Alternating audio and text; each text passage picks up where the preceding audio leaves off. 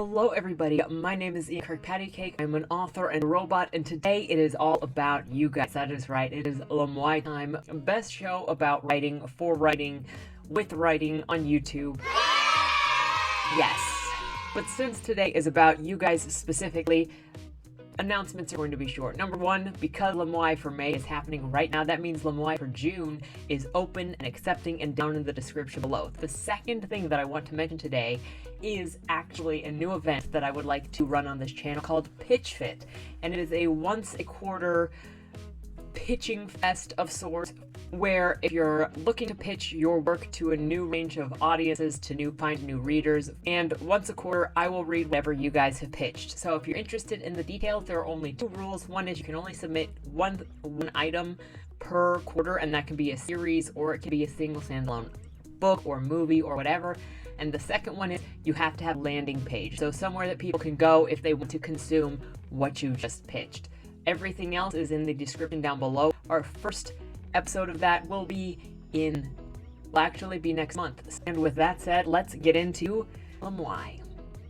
I'm so excited. I totally forgot whatever my prompt was for this month, so then I wasn't sure what to do as a background to set the mood, but the prompt was using the dialogue, "I'm ready to try again if you are."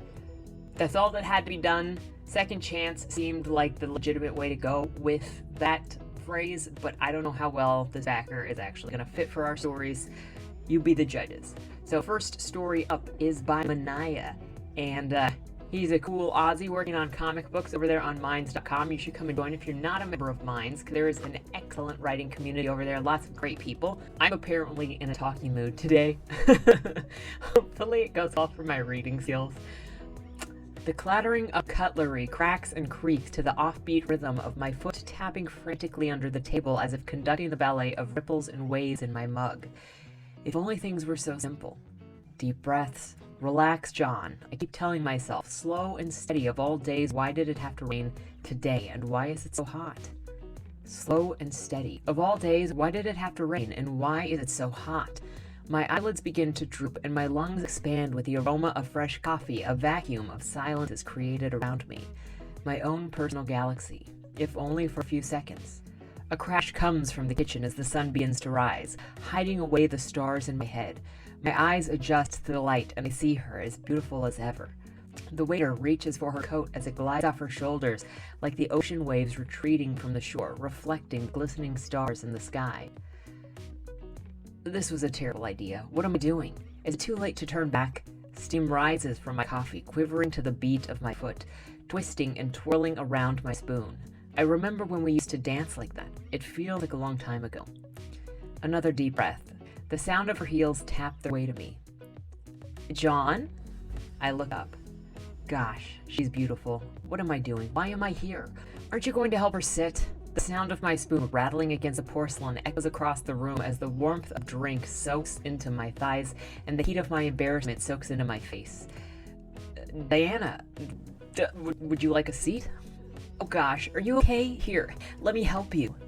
Her voice so pure, it cuts through my heart like butter. The smell of her shampoo fills my nose as the memories of a past life flash through my mind for a brief moment, taken only away by the tender feeling of her hand against my shoulder. Sorry. Oh, gosh, it's okay. I've got it. Please, sit. You look beautiful. You look, like your usual self. Gwen smiles. John, you're a fool. You should never have called her. What were you thinking? John, why don't you go clean up in the bathroom and I'll order us a new drink? The sound of my shoes echo against the stained tile of the bathroom floor, and the pungent ammonia burns my nostrils. Tough break out there, buddy. A firm hand slaps against my back. A man steps in front of me with a wide grin. He has thick brown hair slicked behind his ears with dark rings below his eyes. Blind date? Been on a few of them myself. No, it's not like that at all, you see. Sure it isn't, buddy. If I can give you some advice, take your losses and go home. A girl like that's way out of your league, and you've already missed the first pitch. The man lets out a laugh as he leaves the restroom, and for a brief moment, the smell of aftershave pierced through the ammonia. Deep breaths, John. Don't listen to him. She didn't come all this way to watch you spill coffee on yourself. As I step outside the bathroom, the weight of 100 eyes bears down against me, grabbing at my clothes all but one. These eyes are special. They belong to her, and they're calling to me. Prying my body from judgmental eyes, I trudge through the heat wave of my own embarrassment and make my way back to her. The table has been replenished with a new mug. The liquid is still inside, relaxed like a sleeping child, the spoon watching over like a protective mother. Sorry about that, Diana. Where were we? She looks up at me, and I trace every line of her face and remember the silly things I did to put them there. John? Yeah? I'm ready to try again if you are. Ooh, I got some chill. I know that Manaya likes drama romance, and I can tell there is such chemistry in this piece. And it's so good at creating the setting. I was gonna say setting the setting. I'm a writer, I swear. But it's so good at creating the setting and creating the chemistry between these characters, where in which she says, I'm ready to try again if you are. Feels like there is backstory here and feels like there is a past here. And this piece also does super well of setting the anxieties inside of John and building the tension inside of John, where all of the tension of the scene comes from within John and his own voice getting in his head. And even this guy in the bathroom that's just like, just take your losses. Very nice. Love it. Just such a strong setting, strong character, strong background. Even though we don't know anything about these people, I can feel their background. The next story is by Bunkerbound Books. I'm so excited to see Bunkerbound Books again. He is always so much fun. I've missed you, man. Okay. This is an excerpt from a book I am writing called Welcome to Slashopolis. Welcome to Slashopolis, the wonderful city of swords. Here, everyone has their own sword, but don't let it break or you'll be broken next. I just have to pause and say, that's a great line. June 17th, 2050. It's been 15 years since I got my sword. It already has cracked. Hopefully it doesn't break soon, otherwise I'll go just like the person who cracked my sword. Hi, my name is Kevin. I don't have a last name. They got rid of those a long time ago. Today, I have to go to the supermarket to get some food, but I'll have to get by security first. Security is dumb for two reasons. One, they shake everyone's sword to make sure that they won't break. That's dumb because the sword could break then. And two, if your sword has 2 or more cracks, they break it right then and there. Anyways, I'll get back to this journal once I get back, if I get back. June 27th, 2050. Alright, I know I haven't been writing here for a while, but I found some cool stuff out there. Turns out the Capitol skyscraper is ordering the security guards. Makes no sense considering no one has tried anything funny in Slashopolis since 2040. Speaking of the Capitol skyscraper, my grandpa used to work up there until the Capitol Emperor, Jack Johut, broke his sword in the middle of the night for no good reason, other than my grandpa was rising to power. Anyways, I'll get back here as soon as I can. June 27th, 2051. Sorry I forgot to continue writing here. The security guards kidnapped me and locked me in the Slashopolis prison. They said I had broken a security guard's sword. I had done no such thing. Look, let me tell you what the story was and how I made a new friend. It was a dark night. I wanted more information on the Capitol skyscrapers, so I snuck in. Terrible idea. I got into a wall by a guard, but right as the guard was going to break my sword, I saw a shadow appear. Then, out of nowhere, this girl jumped down from the ceiling and then did a mid-air sword break on the guard. Hi, I'm Eva, said the strange girl. Hi, I said, and thanks. No problem. What are you doing here? Searching for something cool? All of a sudden, a window breaks and there were 10 guards surrounding us. Eva did a backflip and kicked all the guards at once and then told Kevin, "Follow me upstairs." We didn't break guard swords though, they could get up. Eva pulled out a laser gun, a high-tech blaster, and shot the guards' swords, but they got back up before the laser could hit them. "I'm ready to try again if you are," Eva told me. "What do you mean by that?" I say. "We shoot again." "Duh," she said. So we did and succeeded. Sweet, I say. Me and Eva went up the stairs. To our surprise, we found 50 more guards at the top of the stairwell. This called for a triple backflip.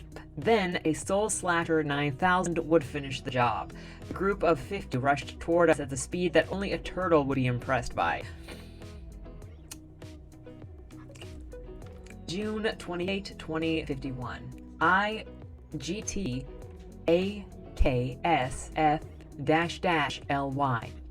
Kevin got back safely, but before he and that girl got back, another person appeared. It was the majestic, wonderful, powerful Kiara the Brave. She broke through windows and took out all 2,000 guards. It must have been an easy task for her because she was done in the blink of an eye. To be continued.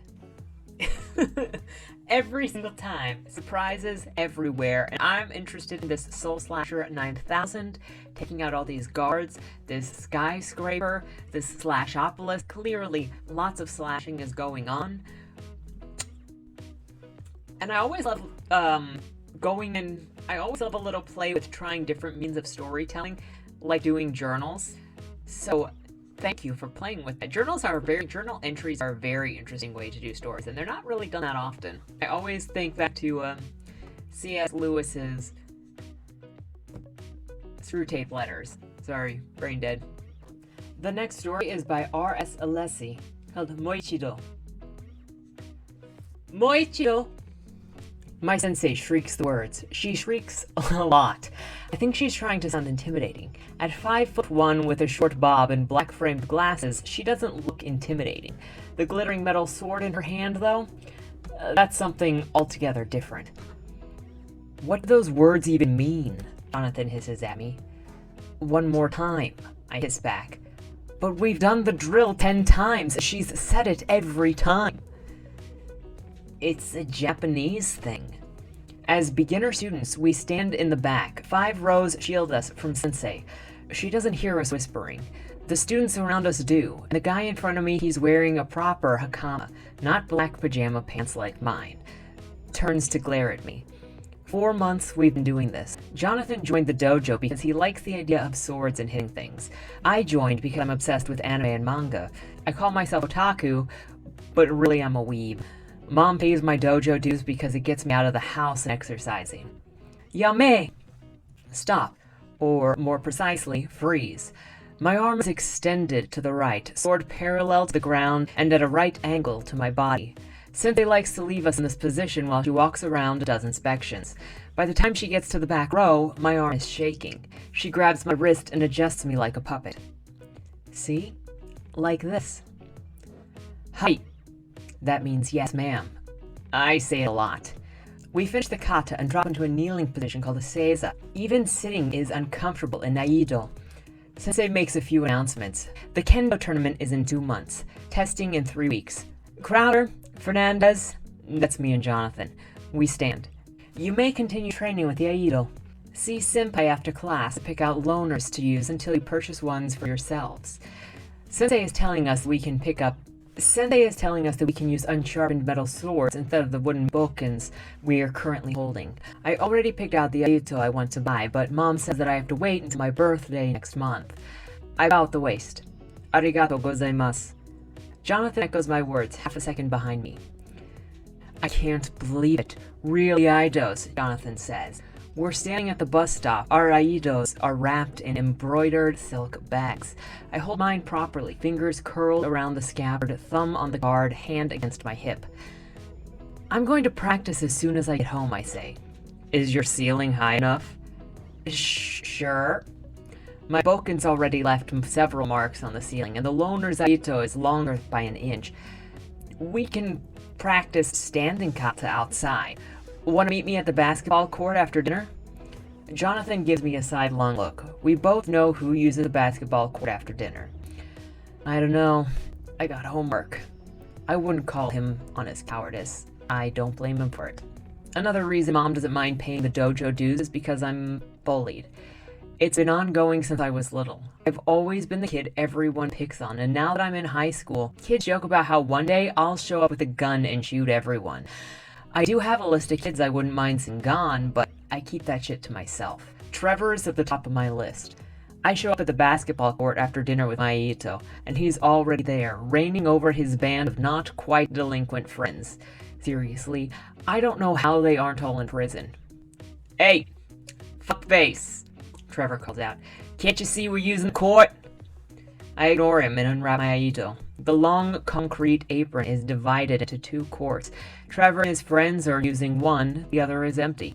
Yo, I'm talking to you! Across my open palms, I hold the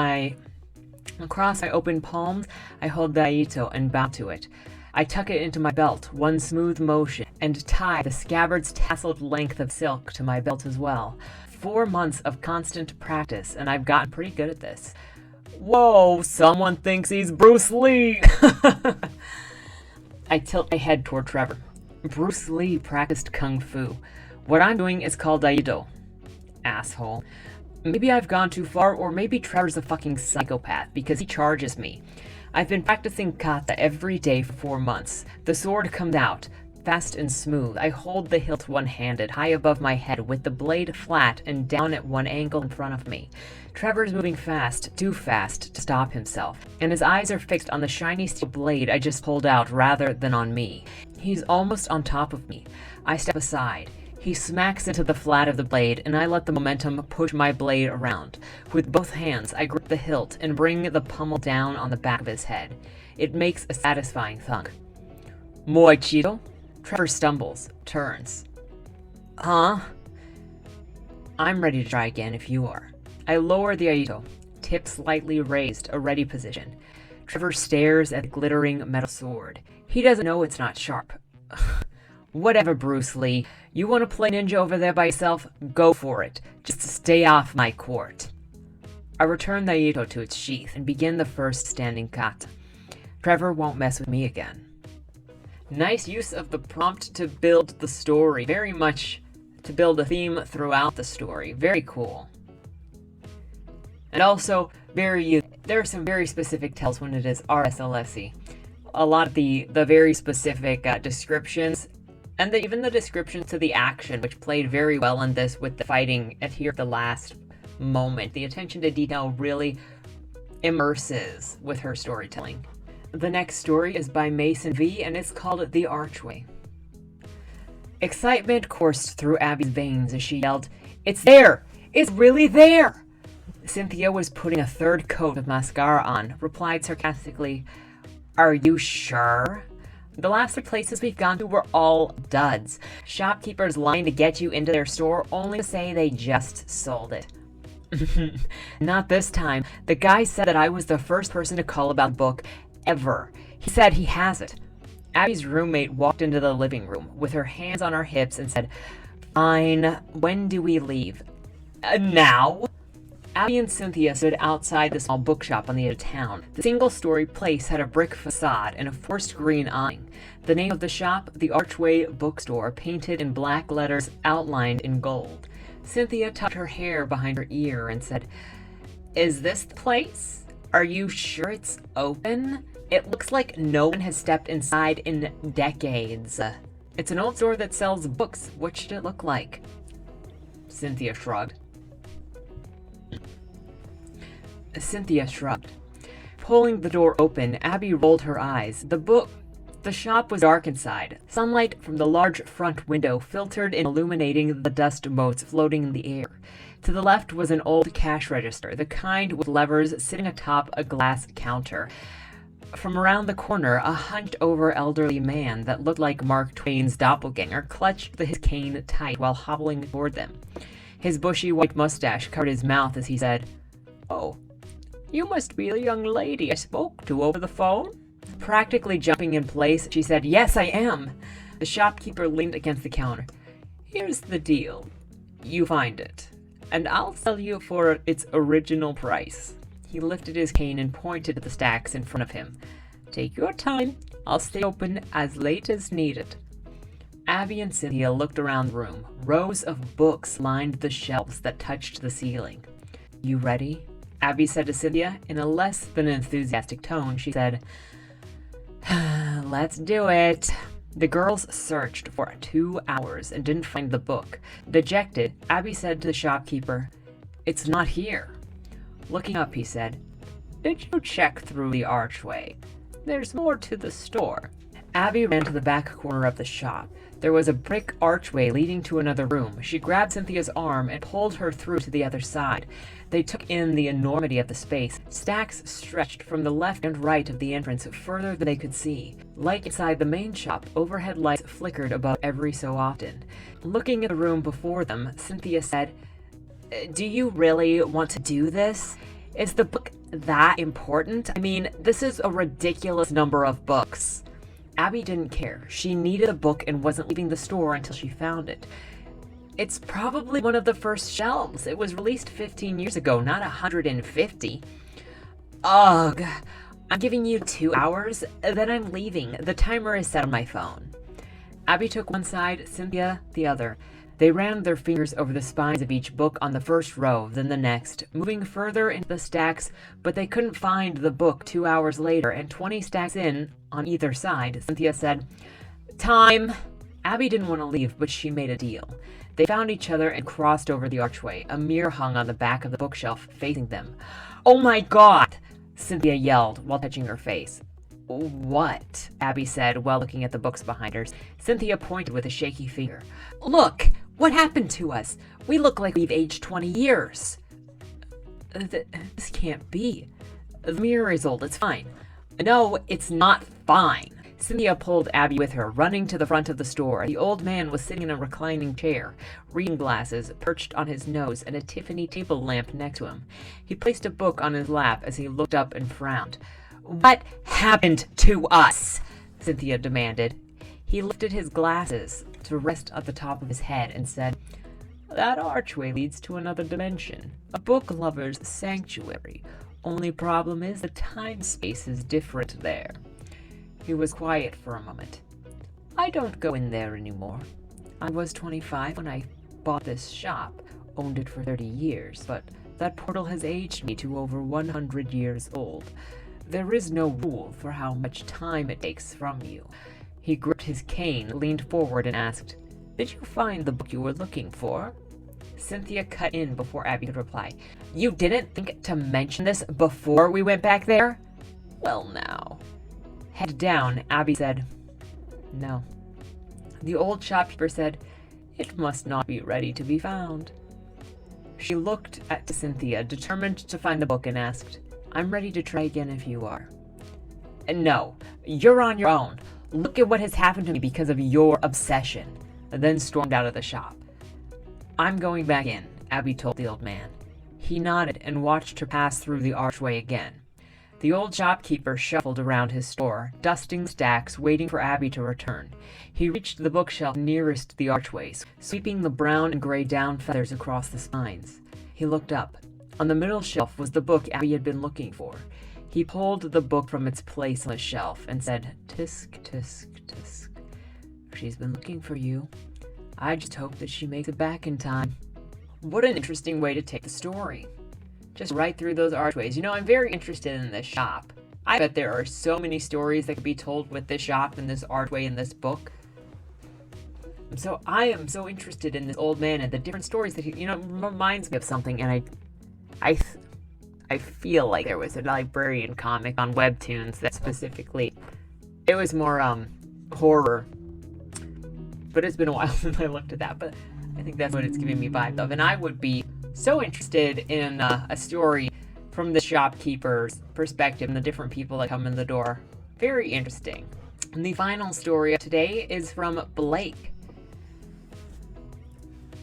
Gestalt stomped down the dimly lit passage, angrily brooding over the day's events of a seemingly ceaseless war, his polished bald head reflecting the light from the lanterns as he passed them by, his bulky figure seemingly shaking the ground beneath his feet with every step.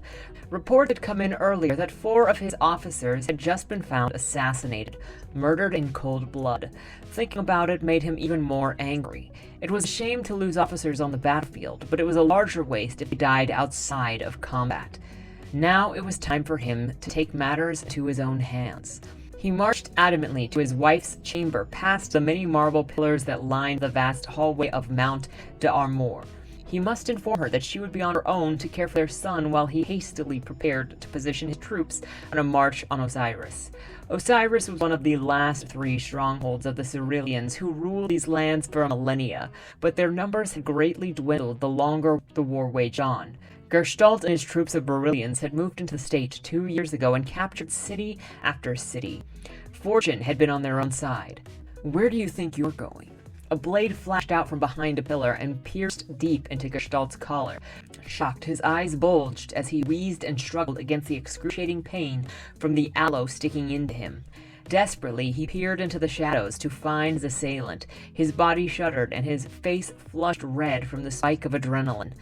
Maximus pulled back the hood of the white priest robe from his own head as he walked out into the light in front of Gestalt, one hand clenching his neck around the blade, now covered in a river of crimson. The other pointlessly reached out for Maximus. "You?" he coughed out, along with a mouthful of blood. Maximus leveraged the blade upward in response, forcing Gestalt down on his knees. Maximus kneeled with him in the process. He paused, maintaining a firm grip on the hilt, watching the fight drain from the man's eyes. "I'm ready to try again if you are," he gestured nonchalantly. "You thought Barilla could just march in on behalf of Manigold and claim this land? You signed your own death warrant by agreeing to that." I've paid for you for so long," the words came out sloppily. "And your money went to a good cause, I can assure you." Maximus pulled the blade from Gestalt's neck and cast it noisily aside. In its place, he plunged his hand down into the wound. The man gasped in pain, seemingly sparking him back from his fading consciousness, groaning and whimpering from the attack on his own dying body. "See, I knew you were stronger than me. And while this isn't my preference, I knew that it would be the best way to get to you. That's why I earned your trust first. You're too comfortable here, Gestalt. You thought you were untouchable in this castle." Maximus's expression changed from casual to cruel.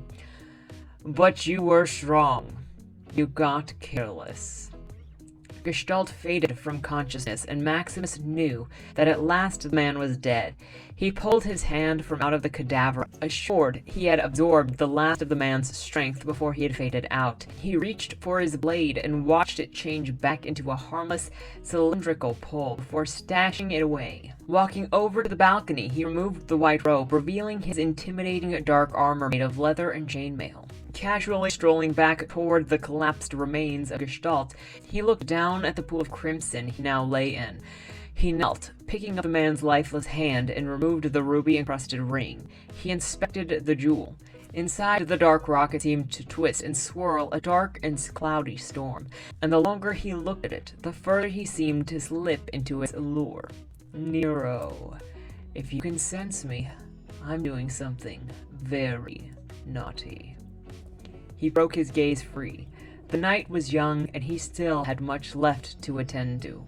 I'm invested in this, too. This feels like the start of some kind of epic, whether we're following Maximus or somebody else who eventually comes into contact with Maximus and we're getting the origin story of the main villain, or Maximus would be the main character that we are watching fall to the allure of whatever is in this red stony ring. I am so into this and ready for more of this story. Thank you so much for sharing this, Blake. Is there more? That's my own question. Is there more of this somewhere? Is this something longer, or was this something that you were like, I'm just going to do this as a little short piece and this is all that there is? Let me know in the comments, seriously. And I'm not normally into, like, medieval style fantasy. Not that I'm saying this, but it's got a castle. It's got some stuff. But wow, what great stories this month. You guys always blow my mind. I say that, but you guys impress me every month. I never know what to expect, other than I will be entertained, and I have not once been not entertained. I'm also impressed, I gotta say, we have gotten away from, like, strict murder and sadness in all of them. I feel like we're getting a little more variation in stories. Not that anything is wrong with everything being murder, because clearly. But it's exciting to see so many different types of stories and so many different types of moods and perspectives, and you guys are so good at setting and character and voice. my gosh, I'm so excited to see what you guys do with next month. So thank you so much for participating in this, for sharing your stories, your creativity, and everybody watching this, especially if they post like any of their links in the description down below. Go and find them, because these people are all going to be people to watch. Otherwise, keep their names in your head for when they start sharing, you know, their contact information. I leave it up to them every time to share if they want to send people directly to their landing pages with, you know, their social media handles or the author names. So with all that, thank you again so much for participating, everybody. This was so much fun. I don't even have more words for that. And if you guys like this content as much as I do, please hit the like. Find them down below if they comment, and subscribe for more, because this is a monthly thing we do on this channel, and I love it. I love it so much. That said, have a great Monday. What a great way to start out the week, and don't die. Dear Madam Astra, That's me. we regret to inform you that on August 1st, your employer, Agatha Jane Benedict, owner of the Benedict estate, peacefully passed away in her sleep. Oh, that's so sad. Wait. Let me try that again. Oh my goodness. That's so sad. Yeah, I think I'm ready. With millions of dollars on the line and the opportunity for your every need to be taken care of for life, tell me, is there anything more valuable than that? I didn't think so. Dead End Drive is a dark comedy novel that makes 3 promises. 1, an illustrious estate in Louisiana. 2, an opulent dinner affair for all in attendance. And 3, and most importantly of all, lots and lots of competitive murder. So if you're looking for a cozy book to settle in with for the spooky season, I've only got one question for you. Will I see you at the will reading?